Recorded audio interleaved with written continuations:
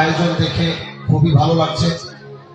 বিশেষ করে আজ যে আয়োজনটি যে কারণে করা হয়েছে, যে লাইফ ইন্স্যুরেন্সের যে বিষয়টি আমাদের লাবলু ভাই বলছিলেন যে হালাল একটা বিষয় আছে। মানুষ জীবন যাপন করতে গেলে অবশ্যই আমরা মুসলমান, আমরা এই দেশে মুসলিম সংখ্যা বেশি, সেজন্য যখন আমরা কোনো কিছু একটা করতে চাই তখন আমরা চেষ্টা করি যে ইসলাম ভিত্তিক বা এখানে ইসলাম অনুযায়ী দিন ভিত্তিক কিছু আছে কিনা নাকি এর বাহিরে।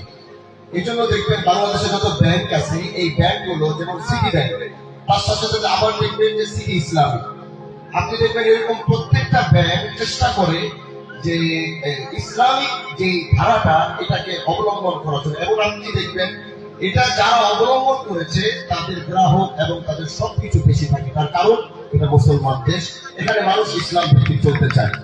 আজকে যেখানে যারা এসেছেন তারা যখন আমার বাসায় গিয়েছিলেন আমি তাদেরকে জিজ্ঞাসা করেছিলাম যে আপনাদের এটা কি পন্থায় কিভাবে এটা আপনারা চালাবেন।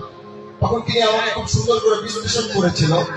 তো তখন আমি বলেছিলাম যে আমি যতই ব্যস্ত থাকি, আজকে ডক্টর ইউনূস সাহেবের শফিকুল আলম সাহেব আমার, আপনি বলছিলেন আমি ঢাকা থেকে আসছি, কিন্তু আমি ঢাকা থেকে আসিনি, আমি এখন দেশেই থাকি, ঢাকাতে থাকি না, কিন্তু শফিকুল আলম সাহেব স্টিল আমার ঢাকার বাসায় বসা।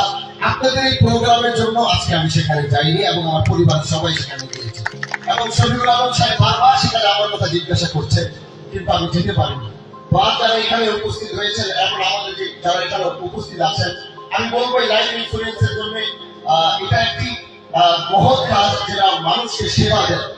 মানুষকে সেবা দেওয়ার থেকে ভালো কাজ এই পৃথিবীতে আর কিছু হতে পারে না। এজন্য আপনারা যারা গ্রাহক থাকবেন তারা নির্দ্বিধায় এখানে আসতে পারেন এবং তাদের সেই জিনিসগুলোকে আপনারা ব্যবহার করতে পারেন এবং তাদের সাথে থাকতে পারেন।